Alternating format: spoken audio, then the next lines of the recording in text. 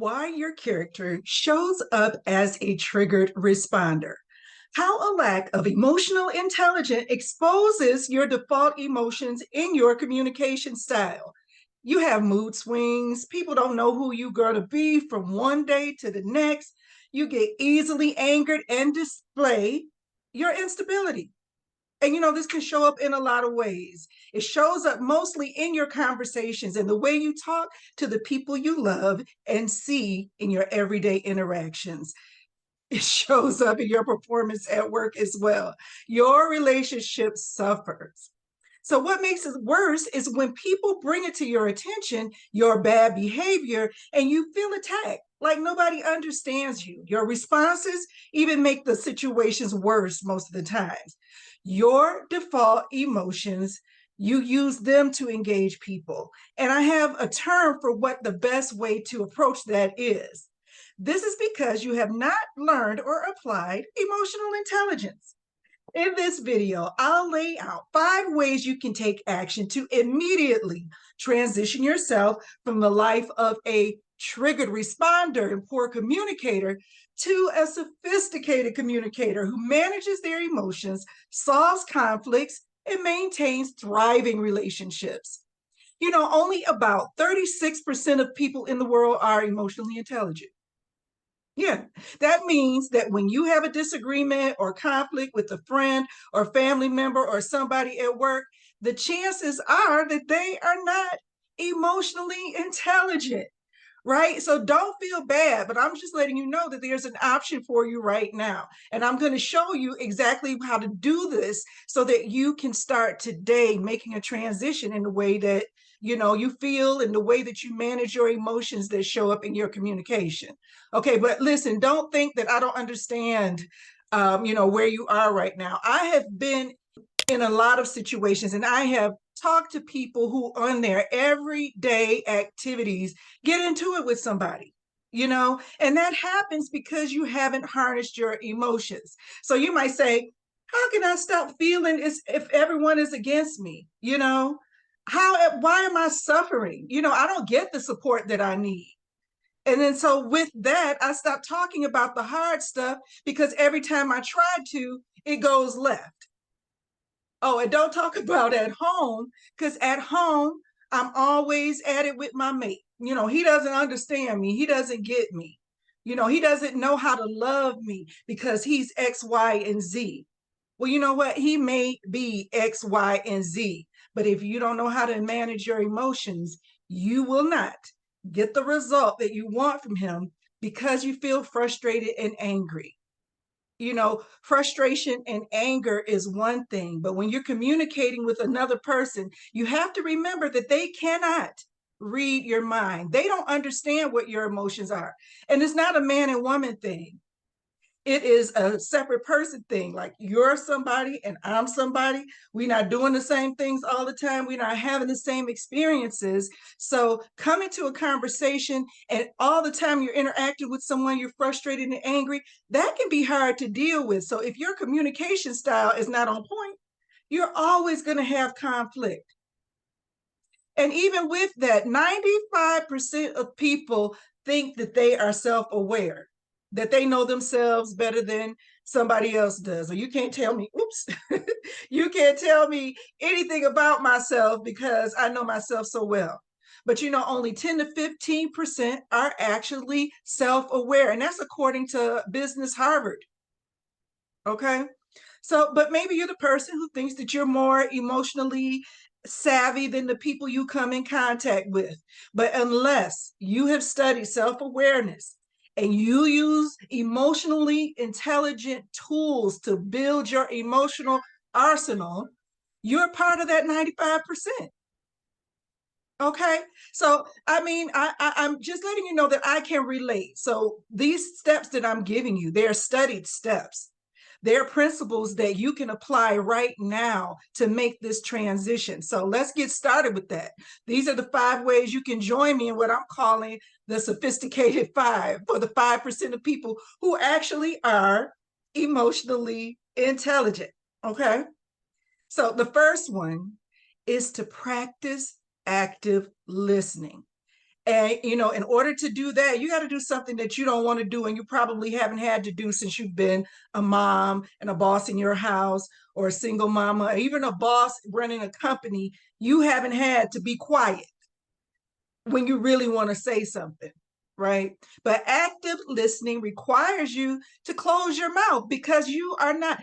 Active means that you are consciously and intentionally listening to the other person. It's not just like, I hear you, I hear you. No, it's active listening. So you are taking in what that person's saying, to the point that if necessary, you can repeat back what they said. You're trying to understand their point. But unfortunately, you talk too much. You keep talking just to get your point across. And then, because you're not listening, you're operating on the preconceived ideas that you have. And remember, you can only see what's coming through you, right? Part of emotional intelligence is also being aware of the other person's emotions. So if you're coming to a conversation or trying to solve a conflict with preconceived ideas, that's not going to work. But what will work is if you practice self-awareness. One way that you can be open-minded and use vulnerability, I love the word vulnerability for many reasons, but because it allows you to hear the other person and not be so quick to try to prove your point so that you don't lose, your position. Okay? Because if you don't have these relationships, your position doesn't matter. So self-awareness allows you to know who you are, to allow you to understand that you do have a position in every relationship and just what that position is. And you've set up boundaries. So now you have parameters, right? If you're self-aware. Vulnerability is not weakness. Just because you're quiet when you want to say something, that's not weakness. It's strength. And I'm going to tell you something else. And I say this all the time. Vulnerability is sexy. And I could give you a prime example. Now, I know I don't divulge a lot, but I am going to be transparent with you because I want you to understand that this is real. The things that I'm telling you actually can change where you are in your communication. They are changing, therefore changing where you are in your relationship, just by altering some things in your communication style. So I'm never one for arguing. And like in my book, Brains and Baubles, Do What Works for You, I talk about how I was a soft-hearted child. I cried easily when I was a child, but as I got older, coming where I came from, I did get a tougher skin, but I still didn't like to argue. So when my husband and I first got together, I remember the first argument we had, and, being self-aware, because I took time to myself to really understand who I am outside of a relationship. This is who I am for Davina. And you need to do that too. Find out who you are just for you, without anyone else's opinion, without anyone else weighing in. Who are you? So I knew who I was. So we began to argue. I would say an argument started.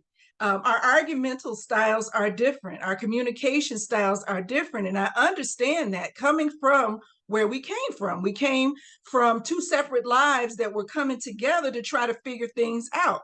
So I can't assume automatically that he's going to understand everything about me and my personality if we're getting to know each other in a more intimate way. But I am understanding at the point that I know that I have to show him who I am.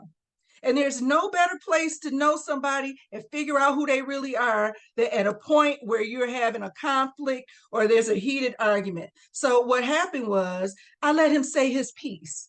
I didn't try to overtalk him. I didn't try to match him. I stood there and I listened. And the argument wasn't my type of argument. It didn't go the way that I wanted to, but I knew that this was my opportunity to show him that I'm vulnerable, I'm strong, all at the same time. So after things cooled down, then I came to him and I said, hey, this is how I prefer to communicate. I understood what you said. Here's where I'm coming from. And just give me a minute. Let me say my piece, and then we can continue talking about it. And that has adjusted the way both of us communicate. I mean, it's give and take. It's not going to be all my way or all his way. You learn to work together when you want to. So that's why I say vulnerability is sexy, because it's always sexy, honey. You got to keep it sophisticated and keep it classy. All right. So the second one is to express your needs assertively. And that's what I was just saying. That was an illustration of me taking the time to speak when I know that I'm going to be heard. Okay.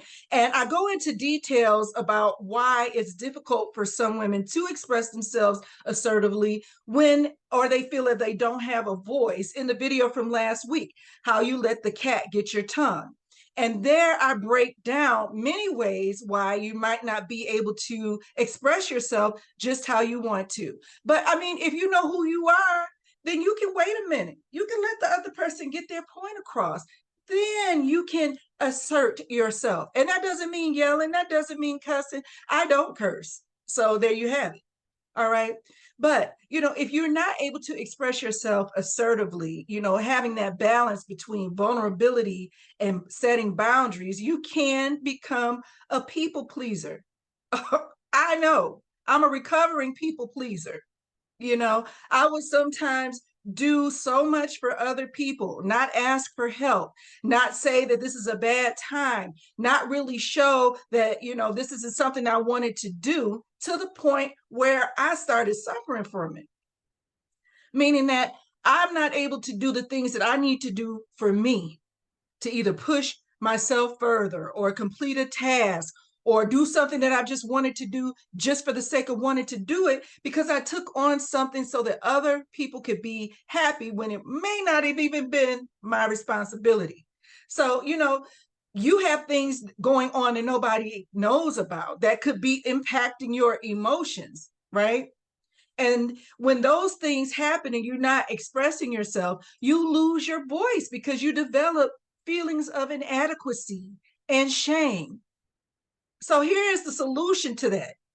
Let your no mean no, and let your yes mean yes. So if I can do something, I'm going to be there. I'm going to show up. I'm going to be my very best. I'm going to do exactly what I said I was going to do.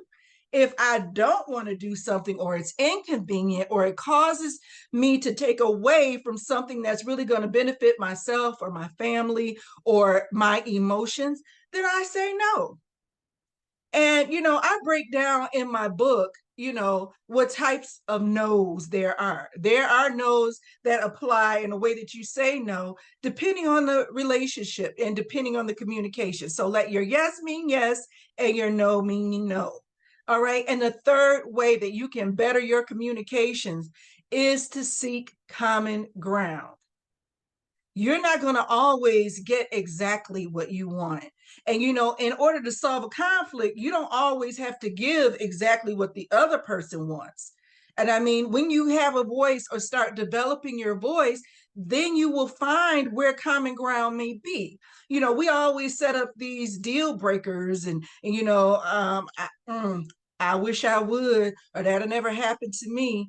No, no, no, no, no. You can't say what will never happen. What you can do is take advantage of managing your emotions so you can have the right response instead of a reaction. So seeking common ground is where you use emotional intelligence to know it's not always about you, and recognize that it could be about the other person, and managing your emotions allows you to have that discussion. I call it transitioning from a triggered responder, which is a person who uses their default emotion. So however it come up, it come out. That's just me. I don't bite my tongue. I got to say what I got to say. That's a triggered responder because you haven't considered some other factors that are important to maintaining and developing relationships. It's not all about you and about how you feel at every single moment, but you can transition into an emotional planner. And, in order to plan something, you have to do some introspection or some dissection or examination to really understand what some parameters are or what some things are that trigger you.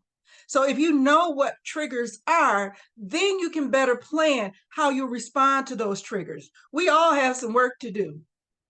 Every single one of us has some work to do because we have had a past, especially in this point in our lives. We have stuff that we're holding on to, whether you want to call it baggage, whether you want to call it trauma, experiences, what have you. And it's all different. But we have to start addressing them. Either that's with help or seeking self-help, doing something to be better. Okay? Because we know from the past that pride develops, and it develops from hurt. Okay? And unaddressed emotions also have to do with unforgiveness, and that is more of a hit to you than anything else. So emotional intelligence allows you to be aware of other people's emotions and know that it's not all about you. So you can seek a common ground, that gray area, the compromise. And sometimes you might have to compromise a little bit more than the other person, but self-awareness allows you not to take things so personal. So if you're in a conflict, or you've had words with someone at work, or if somebody just isn't as sweet or as nice to you as you may have wanted them to be, that's not personal when you know who you are. And if it is personal, it's not your problem. It's the other person's problem. I can tell you, one time I started working in a new work situation. So at this point, I am out in the field. I'm working with people in many different capacities, meaning that some people that I'm working with have not had to go to college to get this position, and they might look at other people in and out in a certain way. Well, and I have to beat around the bush a little bit. I don't want to throw anybody under the bus. So, we would have these meetings every week. And so all of the heads of the departments would meet at this meeting. And so I'm new, number one, but I have my own experience and I have a way that I present myself. And so in these meetings, I present my professional self. I show up professional, on time, looking the part, dressing the part, speaking the part, doing what I'm comfortable doing, and really being my authentic self.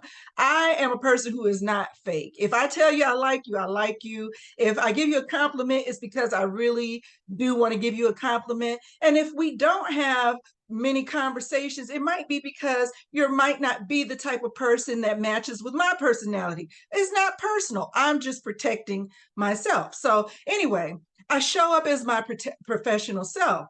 So I didn't always have a personal interaction with the people in each department. And some departments I would engage in a certain way. Well, anyway, this one department head that I engaged with had been at this company for a long time, and I guess has seen many people come and go and thought that they knew more about me just by meeting me. But they told someone else, without really having a true interaction with me, that they didn't trust me. I'm like, well, dang, how you gonna not trust me and you don't know me? So what I had to do was separate myself from them. Okay, they may not trust me. They don't know me. I haven't done anything that's out of my character. I haven't done anything that was less than above board. So it's their problem. And I'll leave it at that. But for the most part, when you have conflict, the point is to reach and approach the situation with a win-win outlook. Be open-minded, be open to compromise, and be vulnerable. Imagine what someplace in the middle would look like, instead of everything that you want or giving up everything that you have. Okay. And the fourth one is to focus on solutions rather than blame. You got to stop name calling. You got to stop calling out behavior and ascribing a title to it. It's not fair. For the same reason as I mentioned earlier, everybody's going through something, whether they express it or not. And everyone has a unique perspective. So how you see a situation may be one way, and how the other person sees a situation may be another. And if we talk about the percentage of people who are actually emotionally intelligent and apply these steps, we know that the bar is really low. So both of you may have to work on communication skills in order to really express yourselves. So name calling is not going to get to a solution, and neither is calling out behavior. Okay. So, you know, I try not to match energy. If somebody can't just have an even tempered conversation with me, then we're not going to have it. I also try not to cut them before they cut me. You know, it's not that serious. I'm not going to really go below the belt. I know how to get somebody up off me, but I'm not going to go below the belt. Here's what I want to tell you. Don't try to hit them with the hardest thing that you have. We are looking for solutions, not to escalate, right? Don't let anybody get you out of your square. It's not worth it. I'm going to tell them myself. So back in the day, I took kickboxing, and you know, I gained some belts, and my sensei called me Little Tiger because I was aggressive. I always came with as much energy as I could muster every time. So at the height of my kickboxing practice, in the family business, I had a customer who had a complaint. Okay. And now I'm usually diplomatic and I'm always fair, but I'm always fair for what is, first of all, going to benefit the business, but still, I want to be there for the customer. And if I'm at fault, I take ownership. So, person had a complaint, and we, you know, in the floral business, it's all perishable. So, she received flowers on Friday, but on Monday, she said they were dead. So, being the person that I am, I asked a couple of probing questions to get to, you know, what had actually happened. Where she told me she received them on Friday, they went out of town, and when they came back on Monday, they were dead. I said, well, you know, that's usually the case. You know, with fresh cut flowers, they are perishable, blah, blah, blah, blah, blah, blah, blah. It wasn't good enough for her. I said, well, I'm not going to give you a refund. What I can do is offer you a replacement. She didn't want the replacement. She said, I'm on my way up there. Hold up. You up? You on your way to see me? Oh, okay. Now, listen, this is my family business. I've known the neighbors in this neighborhood all of my life. I will always respect what my parents had worked so hard to build. So, you know, even with her saying I'm on my way up there, hey, I can handle this, you know. So we tried to have a civilized discussion. She may have had some other issues, let's put it this way. And so with that, she slams the door, which is glass, and she's erratic and everything. And so I'm like, no, she didn't slam my door. Well, she came back around and came in, and now she's doing this to me. Well, let me tell you something about me. I'm a very balanced person, but I also not going to let somebody, you know, disrespect me. Okay. So she's doing, so she got me out of my square. Next thing I know, now listen, this lady had, now I'm 5'10. This lady had to be about 6'1. Okay. So I had to look up to confront her. Next thing I know, we're out on the front lawn of our business. And I'm ready to knuckle up, right? And I looked around, I said, what are you doing? This is your family's business. And I said, lady, you better be glad I'm saved.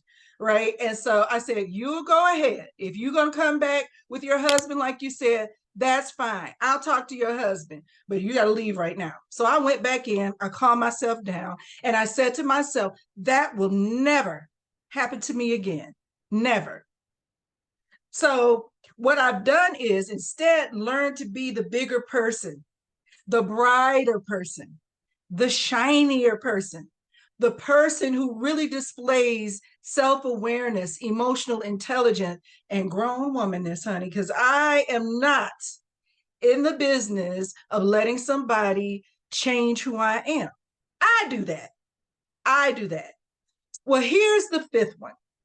And this is the most important one because, you can try to do things on your own. And I really want you to start with yourself, but you only know how much help you need, whether this is bigger than just reading a book or taking a few steps, whether there needs to be some mediation or professional help within your situation, especially when you're talking about a relationship.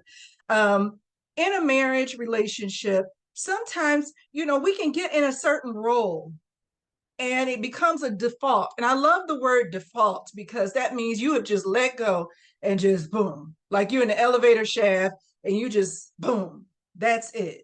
There's no further down you could go. You can only go up from that point. Okay. And that means you don't have any thought with it. So when you just succumb to the defaults in your relationship, the default roles, the default roles, ways of communication, the default, can't speak, the default ways of interacting with each other, then you start getting into the place where you're roommates. My husband always says that we can't be roommates. And when you become roommates, then you leave the door open for other engagements outside of the relationship where somebody else is paying a little more attention in a way that you're lacking at home. Or this is the worst.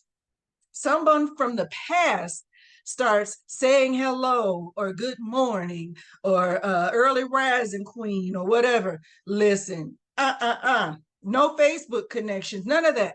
You need to focus on your relationship, and that may require you to get some intervention from a therapist or someone else. Okay. The other thing that I say is so very important is to learn when not to argue. Every situation is not an argument, nor does everyone need to get your attention in that way. Some arguments are just stupid. Some arguments, there is no winner. There are some conversations that I will not hold with people because you're not going to convince me, and I'm not going to try to convince you. I don't need to convince anyone of anything. So, if you want to hear from me or if you want my opinion, that's one thing I will share with you. But I'm not going to try to convince anyone to do anything, because if I have to convince you to do it, then it's not going to matter in the long run anyway.